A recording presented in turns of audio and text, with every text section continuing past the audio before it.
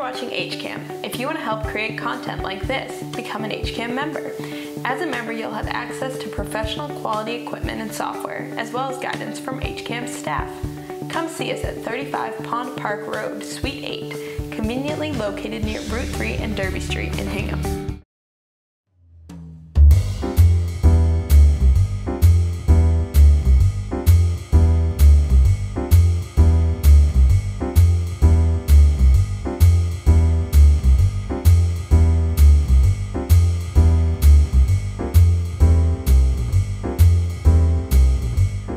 Welcome back to another installation of Say What? Your Life at the Mic.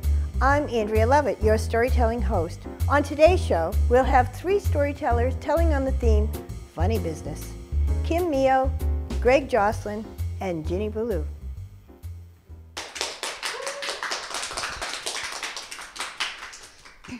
Hi, I'm Kim Mio. I'm going to be talking about 2 dogs that I had for a very long time in my life. And they brought me lots of joy and lots of fun. One of them name was Misty, and the other one's name was Grayson. And I got them both when I was in college. Now, Misty, they're both Shepherd Huskies. Misty was more of the Husky. She's a bit bigger, and Grayson was a lean, mean Shepherd. They were very active and mischievous at times. So sometimes they would, I would walk them every single morning, almost every day. Snow, rain, didn't matter. I always walked them. And often they would take off on me. So I really wasn't into training very much, or really at all, actually. I did 0 training. I was a bit more of the free-spirited kind of mother, pet mom. So they would take off on me. And Misty, she would get tired after a while, and she would find her way to someone's front steps or even office building steps and plop herself down. And eventually one of her human parents or family members would show up and pick her up. So she was all set. Grayson, on the other hand, he would take off and come back whenever he darned felt like it. So this happened a lot. One time when I had come back from a long weekend at the Cape with them, so they're already kind of tired, and we had been away for like at least 3 days, pulled up, and they saw something moving in the field across from our house. Took off, crossed from it, chased it. I ran over, chased him down, yelled, my whole usual thing. Turns out it was a skunk. Both dogs sprayed completely by a skunk with their thick husky fur. So I'm out there, 8 o'clock, it's in the dark on a Sunday night after a long weekend with the hose and jars of spaghetti sauce, because that's all we had. And so Grayson, of course, his personality, he's whining and crying about the whole thing, doesn't like being washed. Misty, on the other hand, she's bending over licking the peppers and the mushrooms off her butt. And so this was my dog. So as I said, I'd walk them every morning, and we lived on the Minuteman bike path, which is about a 10-mile path, and we lived near the beginning of it.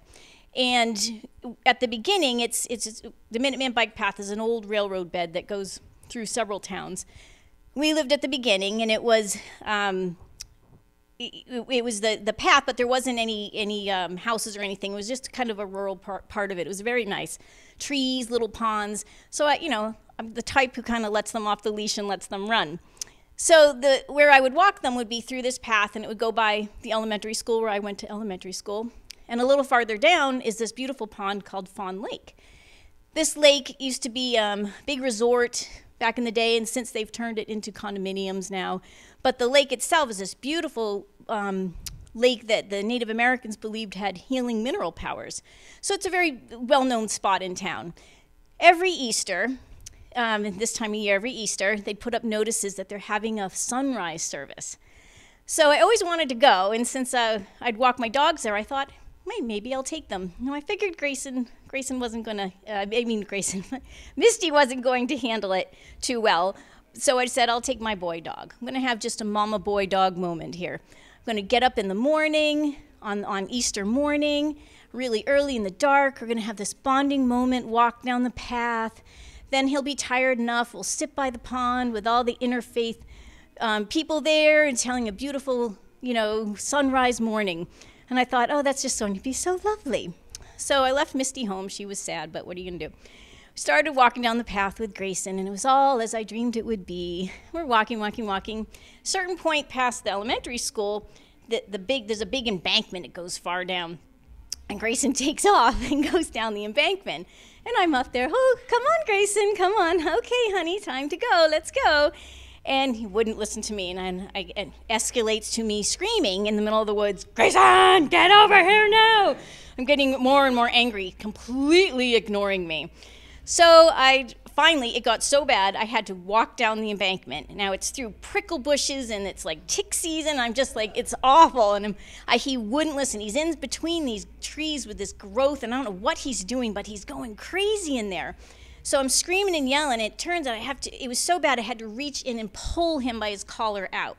Now, there's one worse smell in the world than a wet dog with skunk on it, and that is a dog with dead carcass smell on it. There's a dead deer in there that he was ripping apart or rolling in, I don't know. He stunk to high heaven. It was awful. So now I'm just completely angry, completely mad. He smells. He was so bad I couldn't take him to the sunrise service. And I was in no spiritual place to be at a sunrise service. So I was way too angry. So I had to drag him all the way back home and give yet another cold bath outside with the hose.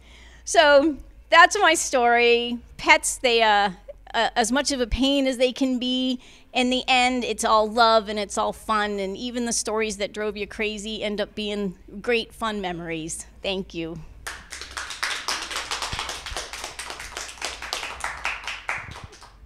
Well, that was a funny story. Let's see if we can find out a little bit more about this story from Kim. Welcome, Kim. Well, thank you for coming. And you are from? I'm from Plymouth. A local girl. Yes. Well, let's ask a few questions about the story. And one of the questions I have is, how long did you have these dogs? I had them for a very long time.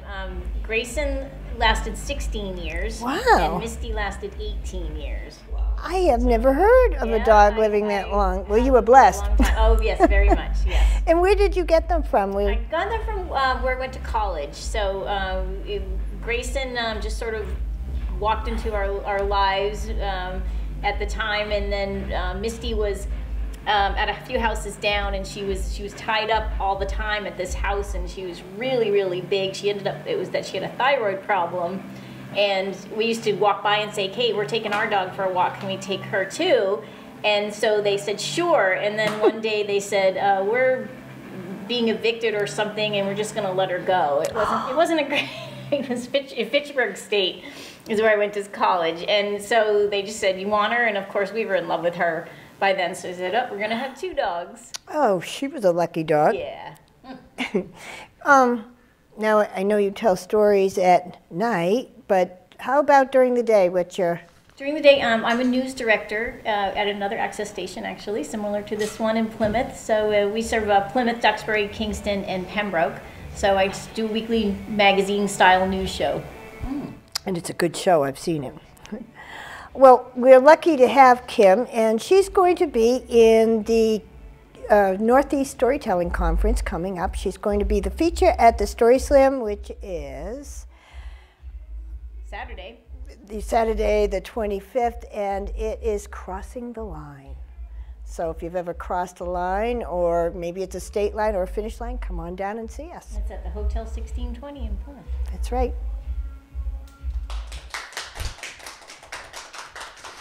Hi everyone, my name's Greg, and I'm going to be telling a story called Minji.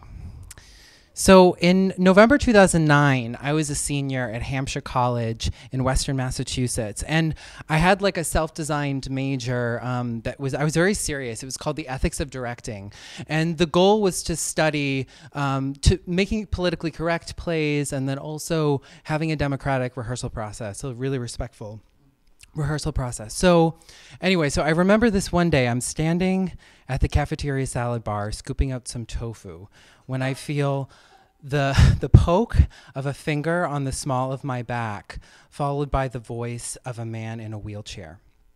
He had Albert Einstein-like hair, like wild as the West, and penetrating black eyes, fingers like a pianist, and he said, "Excuse me, I'm sorry to bother you, but I have a feeling we're supposed to be best friends."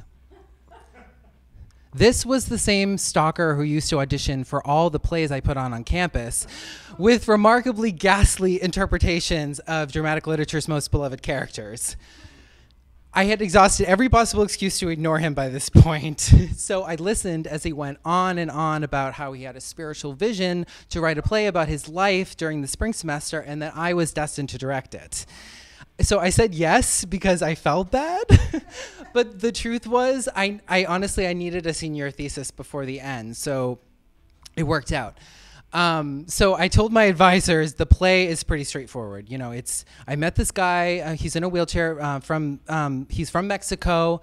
He lived in a small town where there's no way to get out without a helper or an escort. So there's cobblestone streets, so it's not wheelchair accessible at all.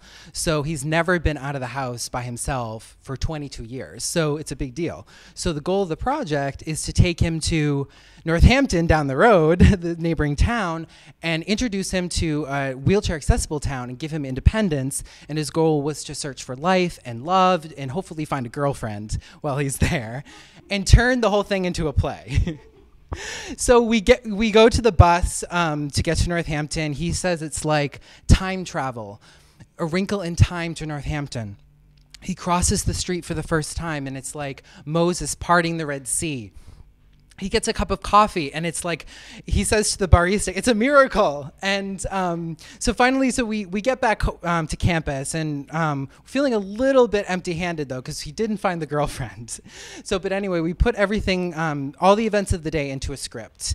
And, you know, I'm saying, Akiwa, the only missing element is you never found a girlfriend. So he said, well, I'll write one. So basically what he did was, in the context of this real documentary play, he created a character called the girlfriend. And actually it was called the waitress because the character was the waitress because he had this idea that a waitress in Northampton would fall in love with him while he was trying to negotiate the bill. So anyway, we do auditions for the play, and we cast our friend Minji as Akiwa's girlfriend. He had gone with her on a subsequent trip to Northampton to go hat shopping. And she was really invested in the project because she was interested in disability and sexuality and accessibility, all those themes she was really passionate about as a advocate. So she was, on board, and we start the first rehearsal, and she is reading the scene, the love scene where there's a kiss between Akiwa and the imaginary girlfriend. And suddenly she stops cold and she says, "Are these my words?" I looked at Akiwa, dumbfounded. He looked at me. She looked at him. Are these my words? Turns out they were. Akiwa had woven the platonic conversation they had at the hat shop into a romantic Hollywood scene, hoping that maybe she would fall in love with him or go along with it at least. And so, being the ethical director that I was, I wanted to take Minji out of that situation as fast as I could. And she said that actually, no, she wanted to continue doing it. But I said, absolutely not. I really don't think this is this is not a safe environment for you to be in. And she came back at me, and I was really surprised. She starts screaming at me and says, I canceled all my commitments to be here, and I even asked my boyfriend if it was okay that I could play Akiwa's girlfriend in the play and to kiss him.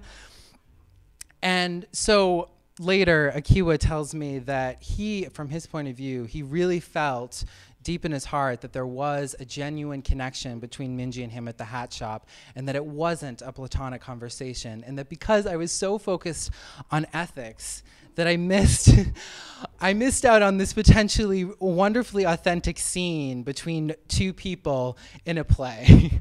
So I don't know what's real, what's fake, what's ethical, and what's not. But if you're trying to write yourself a girlfriend, here's what could happen. Thanks, guys. I'm looking forward to hearing a little bit more about that story, aren't you?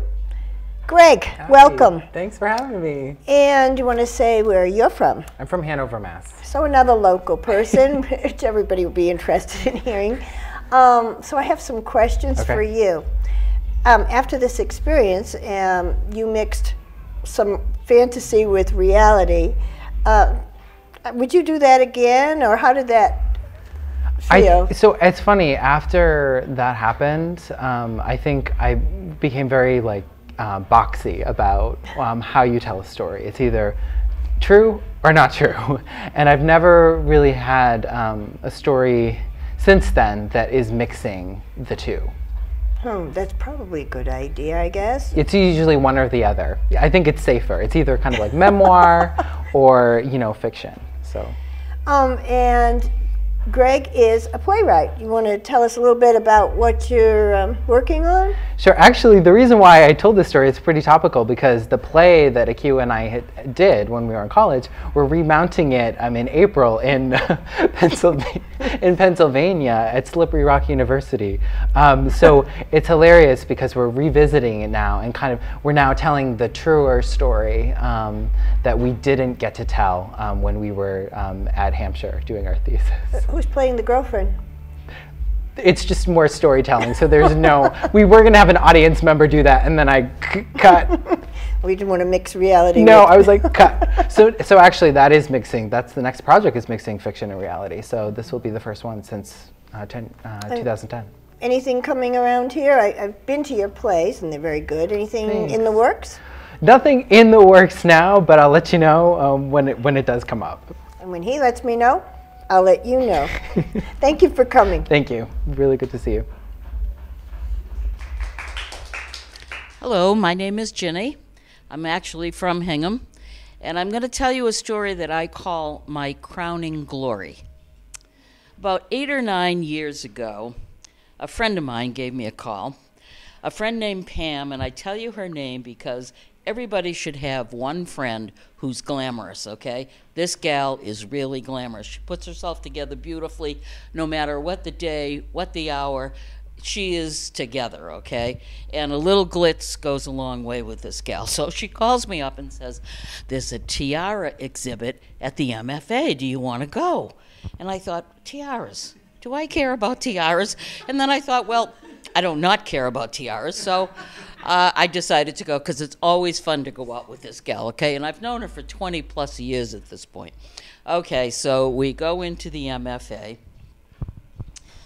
which is a process in and of itself these days. We go through the tiaras. They are indeed beautiful. They're just shiny and bright, and you just can't get enough of them. Okay. Of course, in true MFA fashion, they have you go through the gift shop before you leave. Okay, so we go to the gift shop, and Pam, of course, immediately gravitates toward what tiara she's going to purchase. And she says to me, oh, Ginny, you have to have one too. And I thought to myself, I don't see me as a tiara kind of wearing girl. But, you know, you never know about yourself. I was having a good hair day, which may be a little hard to believe right now, but really, I was having a good hair day. So I thought, why not a tiara? I think it was $35, which 8 or 9 years ago, even though I was working then, seemed like a lot of money on something a bit frivolous. But I ponied up the money and immediately put it on, okay? If I'm going to buy it, I'm going to wear it. Okay, we leave the MFA, and I had to go and do some errands in Brookline. So I'm in Brookline, I'm in Paper Source, which is a store right there in Coolidge Corner. And lo and behold, people are looking at me like this. Is she some minor royalty that we should know? This was, I think actually Diana might have still been alive then, so maybe it is a while ago. But in any case, they didn't quite know whether to acknowledge me, curtsy, bow, or just ignore me. So for the most part, they just ignored me. Okay. I get done with my day, and I'm ready to head home, and I hop in my little car, and I get on the Southeast Expressway. And I'm traveling home in the breakdown lane. Okay, I'm traveling along thinking, oh, the tiara's really good, blah, blah, blah, and then I see the blue light. And the blue light is coming up behind me, and it's getting closer and closer. And the next thing I know, I am being stopped, okay, by a policeman in a car with a blue light flashing. Okay, I pull over and I'm thinking, what could I possibly have done? He comes over to the car, takes one look at me, okay, and he says, do you realize you're not supposed to be driving in the breakdown lane? And I said, no, I never travel on this road at this time of night. Okay, which was sort of true, not really. So he said to me, give me your license and registration. He said a little more politely than that, and he was cute. However, he took my papers and went away, and I'm sitting there thinking, I wonder what this is going to cost me. Okay, he comes back a couple of minutes later, and he looks at me and he says, this is obviously a very special day for you, so I'm only going to give you a warning. And with that, I said, thank you, officer, thank you very much. And I drove off thinking, it paid for itself, the tiara. It paid for itself. I'm so glad Ginny told that story. We all had a good laugh. I'm going to ask a few more questions, see if we can find out a little bit more about that story. So, Ginny, welcome to Say What? Thank you. You are a Hingham resident. I am. Very local. Very. Actually, I met Ginny a while ago, but she won the Story Slam in Hingham, which was in February.